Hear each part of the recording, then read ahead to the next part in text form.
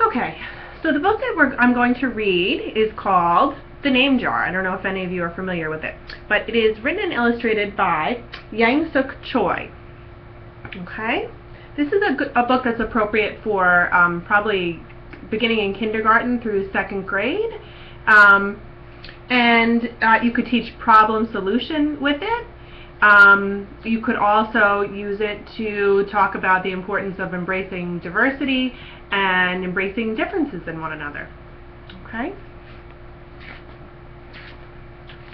The Name Jar by Yang Suk Choi. Through the school bus window, Yoon Hai looked out at the strange buildings and houses on the way to her new school in America. It was her first day, and she was both nervous and also excited. She fingered the little block of wood in her pocket and remembered leaving her grandmother at the airport in Korea. Her grandmother had wiped away Yoon Hai's tears and handed her an ink pad in a small red satin pouch. "Your name is inside," she had said. "My name?" Yoon Hai wondered. Again, she took out the red pouch to look at the wooden block with her name carved in it, and as she ran her fingers along the grooves and ridges of it, the Korean characters, she pictured her grandmother smiling. "Is that thing for show and tell?" a boy asked Yoon Hai, surprising her. Yoon Hai looked up as more kids leaned over. "No, it's mine," Yoon Hai answered, quickly putting the pouch back in her pocket. "Are you new here? What's your name?" a girl asked. "Yoon Hai," said Yoon Hai. "Une?" the girl asked, scrunching up her face. "Une," some kids chanted. No, Yoon Hai corrected. It's spelled U-N-H-E-I. It's pronounced Yoon Hai. "Oh, it's you hey," the boy said. "Like, you, hey. What about hey you?" Just then the bus pulled up to the school and the doors opened. Yoon Hai hurried to get off. "You hey, bye-bye," the kids yelled as she left. Yoon Hai felt herself blush a little bit with embarrassment. Yoon Hai stood in the doorway of her new and noisy classroom. She was relieved that the kids on the bus had gone to the other rooms, but her face still felt a little bit red. Aren't you going in?" asked a curly-haired boy with lots of dots on his face. "You're the new girl, right?" he asked cheerfully.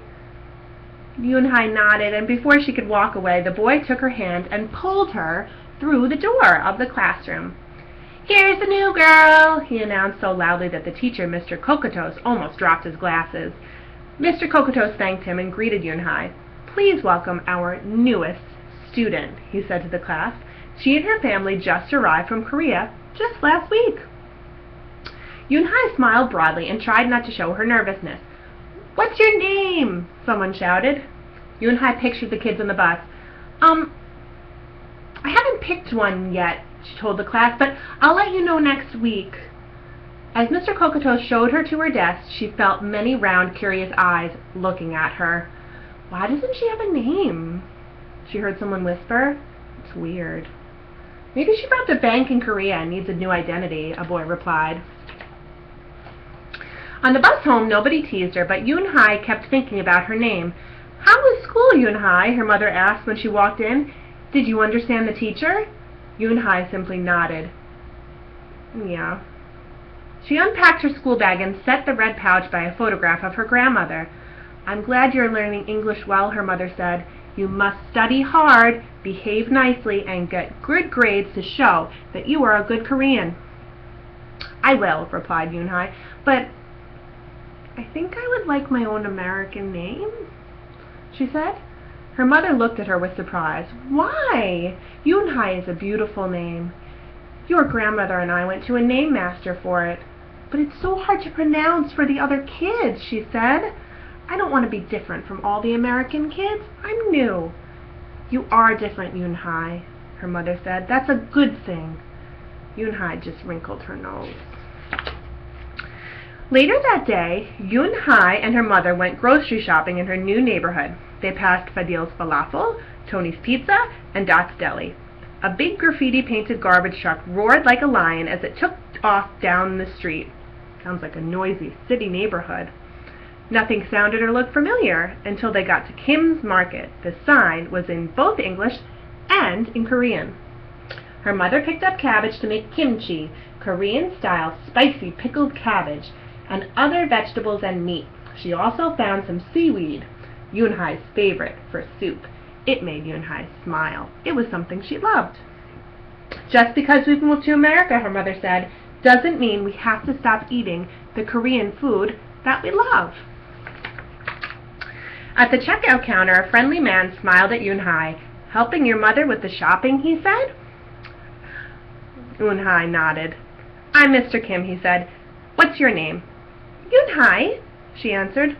Ah, what a beautiful name, he said. Doesn't it mean grace? Yoon-hai nodded again. My mother and grandmother went to a name master for it, she told him. A graceful name for a graceful girl, Mr. Kim said, as he put their groceries into bags. Welcome to the neighborhood, Yoon-hai. That evening, Yoon-hai stood in front of the bathroom mirror. Hi, my name is Amanda, she said cheerfully. Then she wrinkled her nose. Hi, my name is Laura. Maybe not. Her smile turned down. Nothing sounded right. Nothing felt right. I don't think American kids will like me, she worried as she began to brush her teeth. Hi, my name is Susie, she said to the mirror with her mouth full of toothpaste as she was practicing.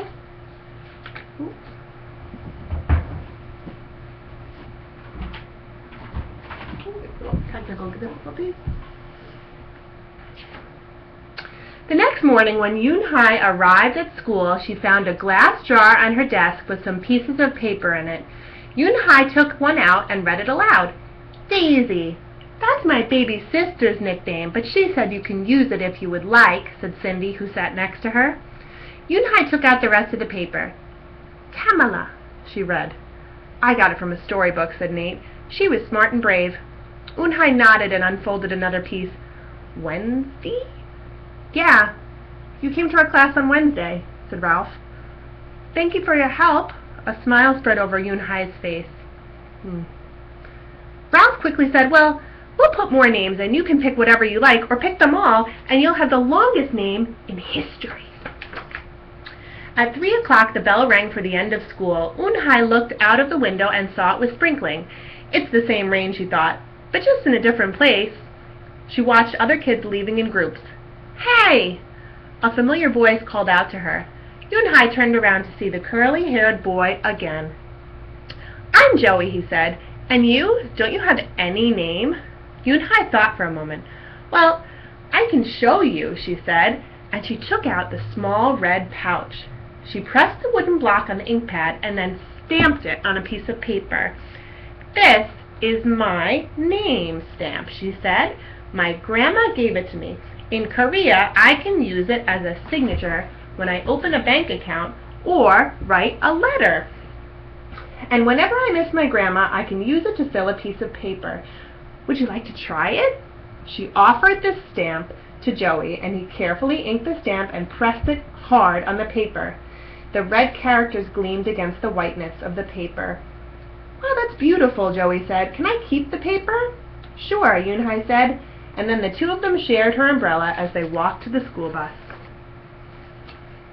Every day the jar got fuller with more names, and Yoon-hai read them all. She found a few names she liked. Miranda?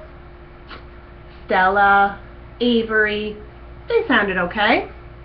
I hope you choose the name I put in, Marco told her at snack time. I put in 3 more, said Ralph. Madison, Park, and Lex.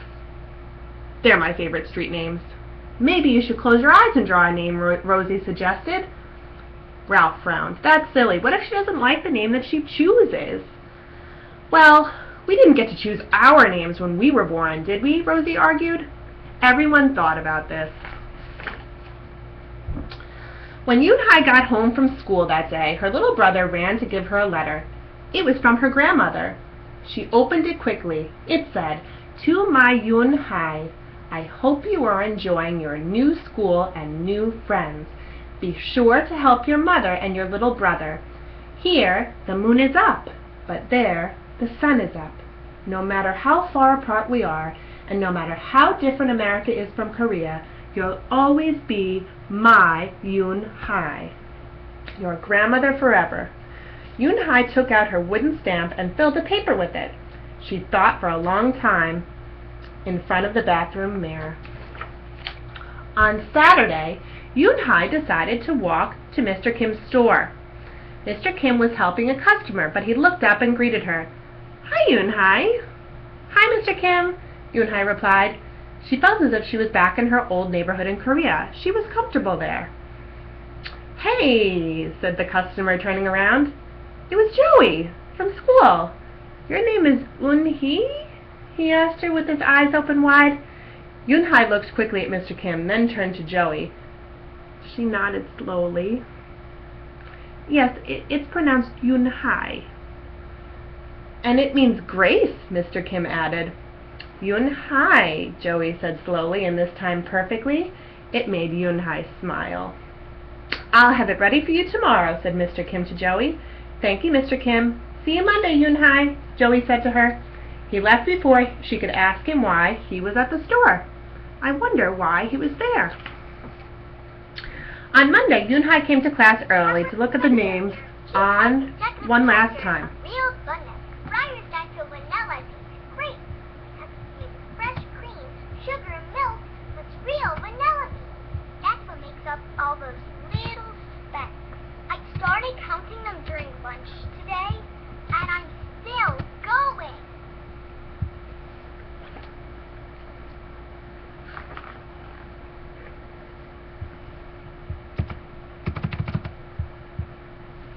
Okay, little interruption.